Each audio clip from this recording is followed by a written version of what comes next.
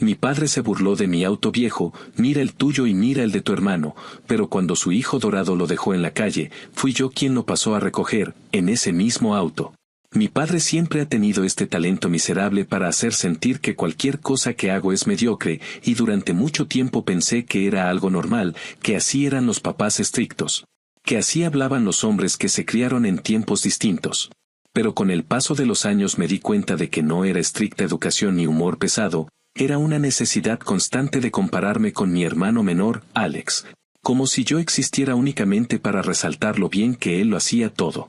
La diferencia entre nosotros nunca fue tan grande como él la pintaba, pero a mi papá le encantaba actuar como si yo fuera un simple borrador y Alex la versión final. Y quizá la cosa nunca me habría golpeado tan fuerte si no fuera porque él siempre escogía momentos sociales para humillarme, justo cuando ya ni podía defenderme porque sabía que cualquier intento iba a convertirse en más burlas. Desde que cumplí poco más de 20 años manejo el mismo Honda Civic viejo que heredé de mi abuelo, un carro que evidentemente ya vio mejores épocas, pero sigue funcionando, y lo hace sin quejarse. Lo mantengo con mis propios ingresos, lo he reparado yo mismo con lo que he podido y representa una cierta independencia que me gané trabajando desde que salí de la escuela. Pero mi padre nunca lo vio así, para él era un recordatorio de que yo no había progresado, como si un carro fuera la medida exacta de la valía de una persona. Cada vez que nos reuníamos en su casa yo ya sabía que en algún punto sacaría el tema, casi como un ritual. Y cuando Alex se compró un Mustang financiado en parte por mis padres, se volvió su nuevo juguete favorito para exhibir frente a mí. Era ridículo escuchar cómo mi papá presumía el carro de Alex, diciendo que eso sí era un vehículo de verdad y no la tostadora con ruedas que yo manejaba. El día que las cosas explotaron, esa frase la repitió varias veces con diferentes variaciones, y cada una me atravesaba más porque notaba que disfrutaba al hacerlo.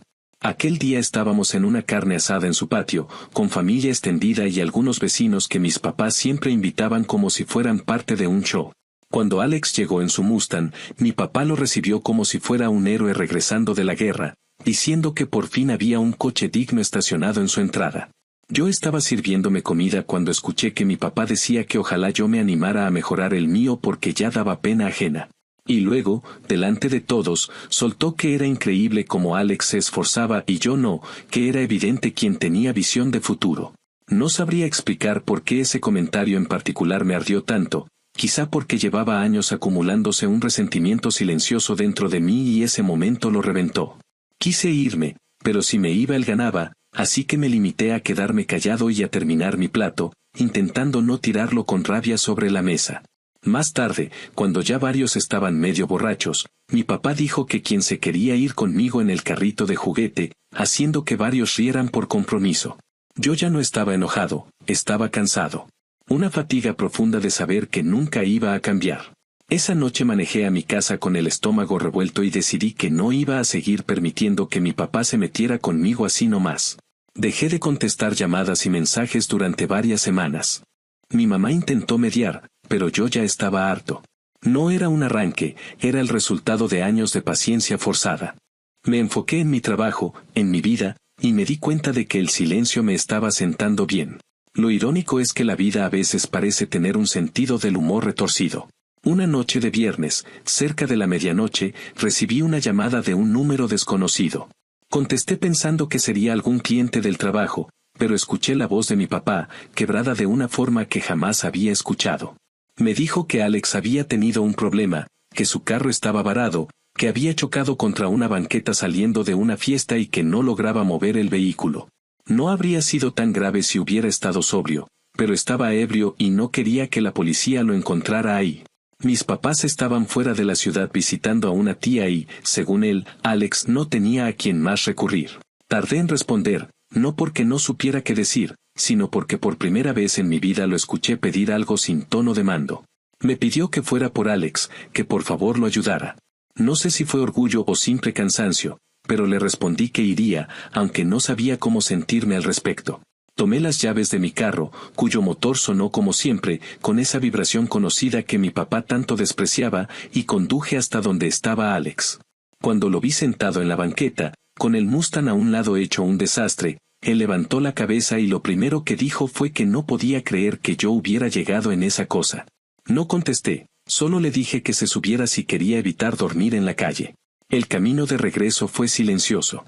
Alex olía a alcohol y a vergüenza, y yo solo manejaba pensando en cómo la vida acomoda las piezas a su manera. Al dejarlo en su casa, mi papá volvió a llamarme para agradecerme. Pero no podía fingir que todo estaba bien, así que simplemente colgué. Después de eso, mi vida volvió a su ritmo usual, aunque sabía que algo había cambiado entre nosotros, incluso si aún no entendía qué tan profundo era él. Actualización 1. Habían pasado cerca de 3 semanas desde aquella noche en la que recogí a Alex y lo dejé en la casa de mis padres sin decir más de lo necesario. Mi intención inicial había sido mantenerme al margen y continuar con mi distancia, pero lo que ocurrió después fue una cadena de consecuencias que yo no busqué, aunque tampoco me sorprendieron. El ambiente familiar nunca había sido particularmente estable, pero después del incidente con el carro, algo en la dinámica se quebró por completo y quedó expuesto de una forma que ya no se podía negar. Durante esos días me limité a mi rutina normal, trabajando, comiendo en silencio en mi departamento y manteniendo mi vida lo más ordenada posible, como si así pudiera evitar ver que el resto estaba cayéndose a pedazos. No contesté ninguna llamada de mis padres y tampoco respondí los mensajes de mi madre, que solo me pedía que no fuera tan duro con ellos. En algún punto pensé que eventualmente se cansarían de intentar contactarme y que todo volvería al tipo de normalidad incómoda que siempre habíamos manejado, pero no fue así. La primera señal de que la situación entre Alex y mis padres se estaba complicando llegó cuando una tarde, después del trabajo, encontré en mi buzón una carta del taller donde usualmente llevo mi carro. Era extraño recibir algo físico porque casi todo se maneja por mensajes de texto o llamadas, así que la abrí en el estacionamiento antes de subir a mi departamento. Era una factura dirigida a mi nombre por una revisión que yo no había solicitado. Llamé al taller e inmediatamente me explicaron que el Mustang había sido remolcado ahí por un servicio independiente, que mi hermano había dejado mi número como contacto y que no habían podido comunicarse con él. Les dejé claro que yo no tenía nada que ver y que no iba a hacerme cargo de un carro que ni siquiera podía pagar mi propio dueño, así que cancelaron cualquier intento de involucrarme. Lo que me llamó la atención no fue que Alex hubiera hecho eso, sino que parecía actuar como si yo fuera el adulto responsable en su vida, el que siempre rescata, mientras que mi padre, que tanto presumía su papel de guía y proveedor, se estaba haciendo pequeño frente a la crisis. Poco después, mi madre me llamó insistentemente hasta que la atendí, solo para evitar que apareciera en mi puerta sin avisar. Me dijo que mi papá llevaba varios días de pésimo humor, que Alex estaba insoportable y que la tensión en la casa era evidente. Me contó que mi papá había perdido su paciencia cuando recibió la estimación de reparación del Mustang, una cantidad absurda que ni soñando iban a pagar de inmediato. Alex, en vez de asumir su responsabilidad, actuaba como si mereciera que solucionaran todo por él, repitiendo que no era justo que su vida se arruinara por un error. Mi mamá decía que cada vez que él levantaba la voz, mi papá se apagaba un poco más, como si finalmente entendiera que criar a un hijo sintiendo lo intocable tiene consecuencias. Yo escuchaba en silencio, no por indiferencia, sino porque no sabía qué podía decir sin sonar cruel. Cuando terminé la llamada, me quedé pensando en lo fácil que siempre había sido para Alex evadir todo, confiando en que alguien lo libraría del problema. El verdadero giro llegó unos días más tarde, un día entre semana, cuando estaba llegando a mi casa después de una jornada larga. Mientras subía las escaleras, vi a mi papá sentado en el escalón frente a mi puerta.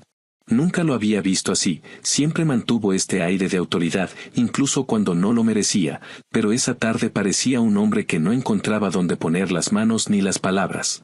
Me levanté las llaves del bolsillo sin decir nada y él se puso de pie lentamente, como si le pesara reconocer que había ido hasta ahí a buscarme. Entramos a mi departamento y se quedó parado en medio de la sala, mirando alrededor, como si nunca antes hubiera estado en un espacio que perteneciera completamente a mí. Me dijo que necesitaba hablar, que no iba a tardar mucho, y aunque no me encantó la idea de escucharlo, asentí. Empezó diciéndome que había estado pensando mucho en todo lo que había dicho sobre mí y sobre mi carro.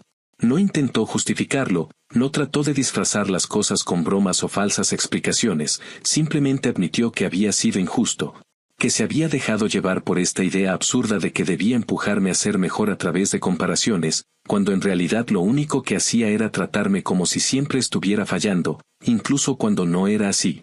Dijo que cuando escuchó a Alex burlarse de mi carro mientras esperaba que yo lo recogiera, algo dentro de él se sintió distinto, como si lo hubiera golpeado un pensamiento que nunca quiso tener. Que Alex era así porque él lo había moldeado para hacerlo, mientras que yo, con todo y mis defectos, había construido mi vida sin que nadie me sacara del hoyo cuando algo salía mal. Luego mencionó que la noche del accidente no solo lo había asustado la posibilidad de que Alex hubiera sido arrestado o herido, sino que también le había dolido darse cuenta de que yo, sin deberle nada, fui el único que respondió. Me dijo que en cuanto colgué aquella noche después de dejar a Alex, se quedó sentado en la sala, preguntándose en qué momento había perdido la relación conmigo. O si en realidad nunca había existido tal relación y simplemente yo había aprendido a tolerarlo. Me contó que la situación con el Mustang se había vuelto insostenible, que no tenían el dinero para arreglarlo, que Alex estaba actuando como si toda la familia estuviera obligada a rescatarlo de sus cagadas y que él ya no sabía cómo corregir a alguien que había crecido creyendo que el mundo le debía todo. Mientras hablaba, yo trataba de procesar lo que escuchaba. No era que quisiera verlo sufrir ni disfrutar de verlo caer en su propia realidad, pero había algo inevitable en ese momento. Por primera vez mi papá no hablaba desde un pedestal. No estaba sermoneando ni dando órdenes, estaba hablando desde un lugar de vulnerabilidad que jamás había mostrado. Me dijo que lo que más le dolió esa noche fue saber que yo hubiera tenido todo el derecho de ignorarlo y aún así fui. Y no fui para recibir aplausos o reconocimiento, sino porque era lo correcto, porque no soy el tipo de persona que deja tirado a alguien aunque merezca un susto. Cuando terminó, se quedó callado largo rato. Yo no sabía qué decir. No era el tipo de disculpa dramática que uno ve en películas, sino un hombre aceptando que había sido injusto sin rodeos. Me pidió, sin exigirme nada, que no me alejara tanto, que quizá podríamos intentar tener una relación distinta, una donde no fuera el juez comparando a sus hijos como si fueran fichas. No le prometí nada, solo le dije que necesitaba tiempo. Él lo aceptó con un gesto cansado, como si supiera que no tenía derecho a pedirme más. Después de que se fue, cerré la puerta y me quedé un rato apoyado en ella, respirando hondo. No sentí alivio ni euforia ni victoria. Solo una extraña mezcla de resignación y sorpresa. Tal vez mi padre no iba a convertirse de la noche a la mañana en alguien distinto, pero ese día entendí que algo en él se había fracturado y que esa fractura, aunque no borraba los años de comparaciones y humillaciones, habría un espacio para que, por primera vez, yo no fuera el blanco fácil de su orgullo disfrazado de preocupación. Era el comienzo de algo, aunque todavía no sabía si sería algo bueno o simplemente un cierre del ciclo que siempre había evitado enfrentar. Actualización 2. Pasó más de un mes desde la última conversación que tuve con mi papá en mi departamento, aquella en la que, por primera vez en mi vida, lo escuché reconocer que había actuado mal. Yo no sabía qué hacer con esa información, porque cuando una persona pasa tantos años comportándose de una forma constante, uno no espera que cambie de un día para otro. Aún así, desde ese momento hubo un silencio diferente entre nosotros, no tan tenso como antes, pero tampoco cómodo. Era como si él estuviera esperando que yo hiciera algún movimiento para definir qué clase de relación iba a existir de ahí en adelante.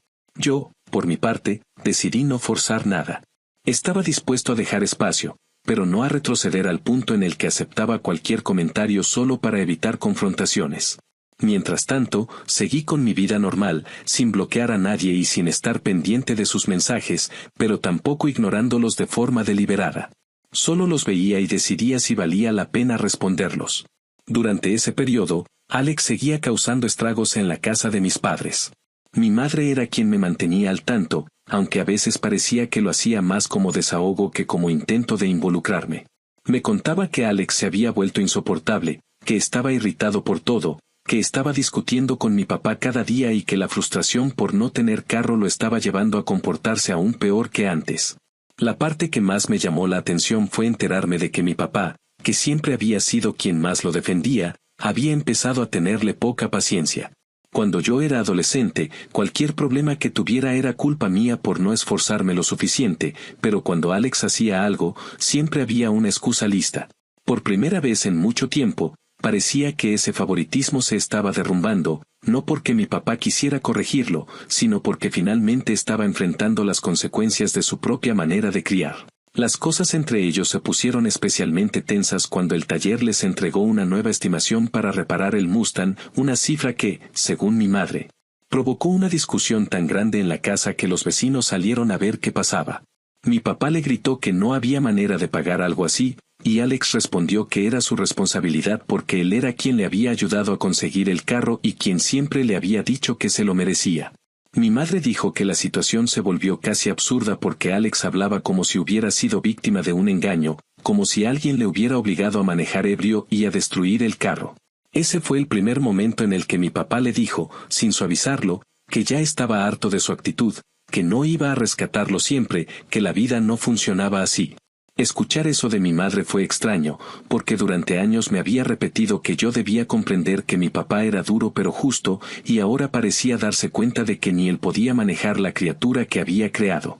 Tiempo después, un jueves por la tarde, mientras salía del trabajo, recibí un mensaje de mi papá pidiéndome que si podía pasar por su casa el domingo siguiente para comer. Me dijo que no era urgente, pero que quería hablar conmigo con calma. Yo dudé. Parte de mí quería evitar caer en una dinámica donde pareciera que todo se había arreglado mágicamente después de una sola conversación. Otra parte quería darle una oportunidad, no porque creyera que él mereciera absolución inmediata, sino porque yo necesitaba cerrar ese ciclo de la forma correcta. Aún así, no confirmé nada. Lo dejé pendiente hasta el sábado en la noche, cuando finalmente respondí que iría, pero que solo podía quedarme un rato. Él contestó rápido, diciendo que lo agradecía. Cuando llegué el domingo, la casa se sentía distinta. No había ruido, no había televisión prendida y, para mi sorpresa, Alex no estaba. Mi mamá me dijo que se había ido temprano con unos amigos y que, desde hacía semanas, pasaba más tiempo fuera que dentro porque no soportaba estar sin carro. Mi papá estaba en la cocina, preparando carne como si fuera cualquier día normal, y me sorprendió que no intentara usar ese gesto para manipular emocionalmente la situación. Solo dijo que esperaba que me gustara como había quedado. Nos sentamos a comer y la conversación empezó con temas neutrales, sin tensiones. Mi papá preguntó por mi trabajo, por si necesitaba algo, por cómo iba mi vida. Era una actitud más calmada, como si realmente estuviera haciendo un esfuerzo por no convertir la plática en un interrogatorio o en un sermón disfrazado. La conversación tomó un giro cuando él mencionó que había estado observando cómo Alex llevaba el último mes de vida, diciendo que nunca lo había visto tan perdido, tan dependiente de otros, tan incapaz de arreglar algo por sí mismo. Dijo que cuando yo me fui de la casa siendo más joven, aunque no tenía mucho, sabía que eventualmente saldría adelante. En cambio, con Alex sentía que había construido a alguien que no sabía sostenerse sin ayuda externa. Reconoció que se había equivocado al tratarme siempre como si yo fuera el que necesitaba más lecciones, cuando en realidad era Alex quien requería límites desde el principio. Dijo que por mucho tiempo había creído que ser buen padre era asegurarse de que sus hijos no les faltara nada, pero que no había entendido que a veces dar demasiado también causa daño. Recuerdo que mientras hablaba yo intentaba no reaccionar demasiado. No porque fuera indiferente, sino porque mis emociones estaban mezcladas entre una especie de alivio y una incomodidad profunda. Nunca pensé que mi papá pudiera verbalizar un arrepentimiento de esa magnitud. Había vivido tanto tiempo creyendo que él jamás admitiría fallas, que escucharlo decir esas palabras me hizo sentir como si estuviera viendo a alguien completamente distinto. Pero al mismo tiempo, parte de mí se resistía a aceptarlo tan fácil, como si reconocer su cambio significara borrar todo lo que había vivido antes. Después de comer, mi papá me pidió que lo acompañara al garaje para mostrarme algo. Cuando abrí la puerta, vi el Mustang de Alex, todavía cuarteado y con partes desmontadas, como un monumento a la irresponsabilidad y a la arrogancia que siempre se le permitió tener. Mi papá dijo que el taller había recomendado llevarlo directo al depósito en lugar de intentar repararlo, porque la estructura estaba comprometida. Él dijo que nunca imaginó ver a Alex en esa situación, completamente derrotado por un problema que él mismo provocó. Después añadió que quería mi opinión sobre cómo hablar con él, cómo hacer que se responsabilizara, porque según él, yo siempre había tenido los pies en la tierra. Eso me tomó completamente por sorpresa, no tanto por la petición en sí, sino porque en su voz había un reconocimiento que nunca antes había estado ahí. Le dije que no podía enseñarle a Alex lo que significa hacerse cargo de su vida porque eso era algo que él tenía que aprender solo y, sobre todo, que era algo que mi papá tenía que permitirle aprender. Le dije que si seguía resolviéndole los problemas, nunca cambiaría. Mi papá suspiró y, después de un largo silencio, dijo que probablemente tenía razón. Añadió que solo esperaba no haber llegado demasiado tarde para reparar la relación conmigo. Fue un comentario sencillo, pero lo sentí más sincero que cualquier otra cosa que hubiera dicho antes. Cuando salí de la casa y manejé de regreso en mi Honda, pensé que ese momento había marcado algo importante. No era una reconciliación completa, pero sí un punto en el que dejé de sentir que cargaba con un peso que no me correspondía. Entendí que no tenía que odiarlo ni aceptarlo por completo, sino construir una distancia saludable donde pudiera existir sin sentirme constantemente juzgado. Era extraño, pero por primera vez en muchos años, no sentí que mi vida estuviera definida por la aprobación o rechazo de mi papá. Simplemente manejé de regreso a casa escuchando el motor de mi carro, recordando que, al final, ese vehículo tan criticado había sido más confiable que cualquiera de las expectativas que mi padre había puesto sobre mí. Actualización final. Habían pasado un par de meses desde aquella comida en casa de mis padres y desde la conversación en el garaje frente al carro destrozado de Alex. Ese periodo fue extraño porque, por primera vez en mi vida adulta, mis interacciones con mi papá se sentían diferentes, como si él estuviera intentando caminar sobre terreno que no conocía.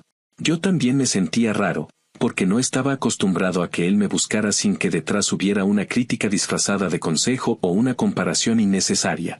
Aún así, mantuve mis límites. Le respondía cuando me parecía adecuado, aceptaba alguna invitación ocasional y evitaba involucrarme en los dramas de Alex, que seguían tan presentes como siempre, pero ahora sin la misma tolerancia de parte de mi papá. Mi madre decía que la atmósfera en la casa había cambiado tanto que, si uno no conocía la historia, podría pensar que siempre había sido así, aunque para mí era imposible olvidar todo lo que había pasado antes. Con el tiempo, mi papá empezó a hablar menos del accidente de Alex y más de cosas cotidianas. Me preguntaba sobre pequeñas reparaciones que hacía en mi departamento, sobre algún proyecto en mi trabajo o incluso sobre recetas nuevas que estaba intentando. A veces me quedaba pensando en que quizás siempre había tenido curiosidad por mi vida, pero que su manera de expresarlo había sido tan torpe y basada en expectativas rígidas que nunca había logrado que yo lo sintiera como interés genuino. Ahora parecía estar aprendiendo a relacionarse desde cero, y aunque yo no estaba dispuesto a borrar el pasado, tampoco iba a negar que la nueva dinámica era menos pesada. Las conversaciones no eran profundas ni sentimentales, pero estaban libres de ese tono constante de juicio que me había acompañado desde adolescente. Pero el verdadero final de esta historia no se dio en una conversación conmigo, sino en un momento que, sin buscarlo, terminó siendo el cierre definitivo del ciclo que había desgastado nuestra relación durante tantos años. Todo empezó cuando, después de casi 3 meses sin carro, Alex decidió que podía arreglárselo él mismo con la ayuda de un par de amigos. Mi madre me contó que habían pasado fines de semana enteros desmontando partes, buscando tutoriales y comprando piezas de segunda mano. La idea de Alex tratando de hacer trabajo mecánico serio me pareció peligrosa, pero no intervine. Ya no era mi problema y, si algo había aprendido, era que involucrarme solo generaba más drama. Además, mi papá no me lo pidió. Se limitó a mencionar el proyecto una vez y luego no volvió a tocar el tema, como si estuviera haciendo un esfuerzo consciente por no cargarme con los problemas de Alex. A finales de ese mes, un viernes por la tarde, recibí un mensaje de mi mamá pidiéndome que pasara por la casa porque quería mostrarme algo. No especificó qué, pero su tono sonaba menos agobiado de lo usual, así que supuse que no era una emergencia. Cuando llegué, encontré a mi madre en la cocina, preparando café, y a mi papá sentado en la mesa del comedor con una expresión que no lograba descifrar. Me saludaron con tranquilidad y se notaba que iban dando vueltas al asunto antes de llegar al punto. Fue mi mamá quien finalmente me dijo que Alex había intentado encender el Mustang después de semanas de reparaciones caseras y que el motor había quedado inutilizable. No por el choque original, sino por todo lo que él y sus amigos habían manipulado sin conocimiento real. Ella describía la escena como algo casi cómico de no ser por el costo del desastre. Supuse que mi papá estaría furioso, pero para mi sorpresa, no era enojo lo que había en su rostro. Era cansancio, pero también una especie de resignación distinta a la que había mostrado antes. Me pidió que lo acompañara al garaje otra vez. Al entrar, volví a ver el Mustang, pero ahora se veía todavía peor que la última vez. En lugar de ser un símbolo de estatus, un objeto que representaba la diferencia entre Alex y yo, parecía el recordatorio visual de una vida entera de permisividad y de una crianza basada en premiar sin exigir. Mi papá se acercó al carro sin tocarlo, como si ya no le quedaran fuerzas ni siquiera para intentar mover algo. Me dijo que, después de ver el estado en el que había quedado, Había decidido que ya no iba a invertir un centavo más en él. Pero lo que más me sorprendió fue lo que dijo después. Comentó que aquella noche del accidente había sido el principio de una serie de golpes de realidad que lo obligaron a cuestionarse muchas cosas, pero que ver el carro ahora, completamente destruido por la propia mano de Alex, fue como ver reflejados todos los errores que él había cometido con nosotros. Dijo que durante años creyó que exigirle más al hijo mayor y facilitarle todo al menor era una forma equilibrada de criar, que yo podía con más porque era fuerte y que Alex necesitaba más apoyo porque era más sensible.